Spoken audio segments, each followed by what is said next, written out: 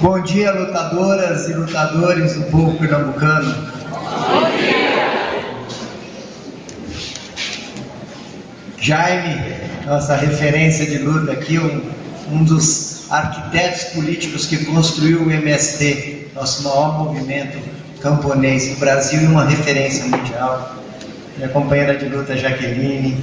Silvia aqui representa, veja, na nossa campanha, que eu saiba, Silvia, você me corrige, eu creio que todos os movimentos de mulheres estão na nossa campanha.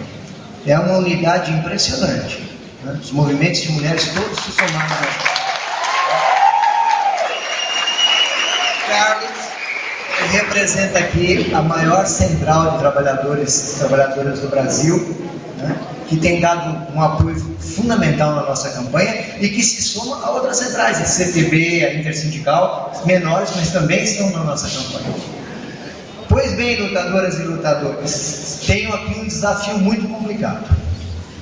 O meu desafio é tentar convencê-los de que esta não é uma campanha a mais. Todo mundo aqui está metido em várias campanhas, mas que esta campanha é uma campanha decisiva, daquelas que decidem o nosso destino.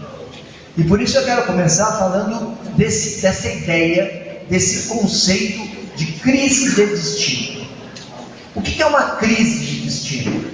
É quando uma nação, um povo, se depara com uma encruzilhada, e aquela encruzilhada, dependendo do caminho que ele toma, muda completamente o seu destino. Isso acontece com a nossa vida pessoal. Eu aposto aqui que todos que estão aqui viveram em algum momento da vida uma decisão fundamental. E até hoje param para pensar, e se eu tivesse feito diferente? Como teria sido minha vida? E sabem que a vida teria mudado. Pois bem, quero começar dizendo que essa campanha se insere num momento de crise de destino. Vou deixar mais claro, contando uma outra crise de destino. A ALCA, que era o Acordo de Livre Comércio das Américas. Na época do governo Fernando Henrique, os Estados Unidos lançou uma proposta que se chamava ALCA, que era um acordo comercial que não era só comercial. Acabava com as moedas dos países, transformando tudo em dólar. Estabelecia que os produtos dos Estados Unidos iam valer mais e os nossos valer menos. Aprisionava a nossa economia, a economia dos Estados Unidos. Impedia que os países como o nosso fossem capazes de ter uma comercialização mais ampla. Ou seja, nos transformava novamente numa colônia. Isso era decisivo. E quando surgiu essa proposta, o Fernando Henrique estava abraçado com o presidente dos Estados Unidos no lançamento dessa proposta. Todos diziam, é impossível impedir a ALCA. Alguns falavam, bom, o máximo que a gente pode fazer, vamos tentar melhorar a ALCA, apresentar alguns projetos para melhorar um pouco, porque impedir, nós não vamos ter força de impedir a ALCA. Naquele momento, no Brasil e nos demais países do continente, nós resolvemos fazer o nosso grande plebiscito popular. Já tínhamos feito outros, mas foi o maior de todos eles. Na época foram 10 milhões de votos. O plebiscito popular foi um pretexto pedagógico para a gente falar para mais de 10 milhões de pessoas, porque quando você fala com 10 milhões de pessoas, quando uma pessoa vai votar no plebiscito, ela vai chegar em casa e vai comentar com alguém. Então você pelo menos atingiu no mínimo 20 milhões de pessoas. 20 milhões de pessoas, isso em 2002 é muita força social. O presidente Lula reconhece que só foi possível articular com os demais países o impedimento da ALCA porque teve o plebiscito popular. Quem daqui, vejo vários que participaram do plebiscito popular, que eu me recordo, podem se orgulhar pro resto das vidas para falar, nós mudamos o destino do Brasil. Querem saber o que teria acontecido com o Brasil se estivesse na ALCA? Vejam o México. Enquanto a pobreza no Brasil diminuiu nesses últimos 12 anos, no México ela aumentou para 49%. Enquanto a participação dos salários na renda aumentou no Brasil, no México ela caiu por mais da metade. Se querem saber o destino do Brasil, que nós salvamos naquele momento, vejam o que teria acontecido no México.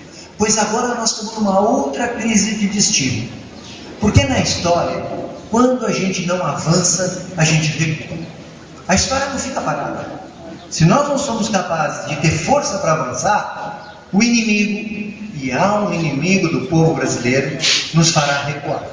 Esse é um dilema permanente da história. Quero começar aqui falando do professor Florestan Fernandes. Aqueles que o conhecem ou os que não o conhecem, procurem ler suas obras, procurem conhecê-lo. Ele nos deixou um inestimável patrimônio de ideias, de conceitos, de ensinamentos. Entre muita coisa que ele nos ensinou, o Florestan dizia o seguinte: se a gente olhar uma classe dominante, nós vamos ver ao longo da história que ela tem um jeito de ser, uma forma de ser. Algumas são mais repressivas, fazem repressões gigantescas, se apoiam nas repressões. É o caso da Argentina.